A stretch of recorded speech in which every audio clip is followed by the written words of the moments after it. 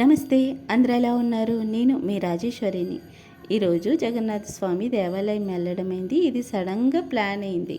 అయితే ఆటో అతనికి కొంచెం పని ఎక్కడికో వెళ్ళడానికైతే మాకు ఇక్కడ చూస్తానండి, నేను యాగము త్వరగా వచ్చేస్తాను అని చెప్పి వెళ్ళారు. అయితే అక్కడ ఉన్న చుట్టుపక్కల ఉన్న దేవాలయాలు మొత్తం దర్శనం అయింది మాకు.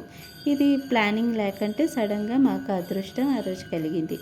అయితే ఈ దేవాలయం ఎక్కడుంది ఏంటి అని ఆలోచించేస్తున్నారు కదా, చెప్పేస్తున్నాను. ముందుగా చిన్నగా లైక్ చేసేయండి. ఈ దేవాలయం బిలాయ్ సెక్టర్ 6 జగన్నాథ స్వామి దేవాలయం. చాలా ప్రసిద్ధమైన దేవాలయం. ఇది మేము ఫస్ట్ టైం రావడం అయింది. సెక్టర్ 4లోనే కూడా ఉంది అదే జగన్నాథ స్వామి దేవాలయం. వెళ్ళాము. అమ్మ ప్రతి సంవత్సరం ఒకసారి తీసుకువెళ్తుంది. కార్తీక మాసంలోనే జగన్నాథ స్వామి దేవాలయం మాత్రం సంవత్సరంకి ఒకసారి తీసుకువెళ్తుంది. కానీ ఈ సెక్టర్ 6లోనే కూడా ఉందని నాకైతే ఫస్ట్ టైం తెలిసింది. అయితే చక్కగా దర్శనం ఆ రోజు సడన్ కదా, చక్కగా ఆరతి టైంలోనే మాకు దర్శనం కలిగింది. అయితే ప్రతి ఒక్క దేవాలయంలోనూ మాత్రం కుంకుమ ఉంటుంది, కానీ నారాయణ స్వామి, జగన్నాథ స్వామి ఈ దేవాలయంలోన మాత్రం చందనమే దొరుకుతుంది. చందనం చల్లదనం కోసం. మళ్ళీ ఇంకొకటి ఏంటంటే చందనాన్ని ప్రతి ఒక్కరు పెట్టుకోవచ్చు.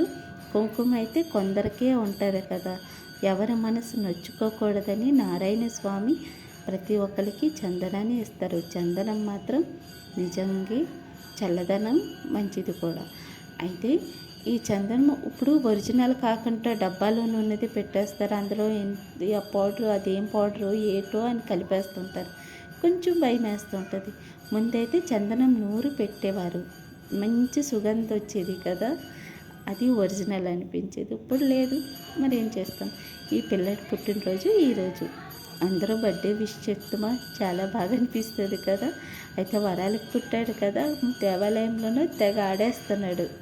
అందుకోసమే బర్త్డే విష్. కృష్ణాష్టమి రోజు పుట్టారు. Thank you for watching. Please subscribe.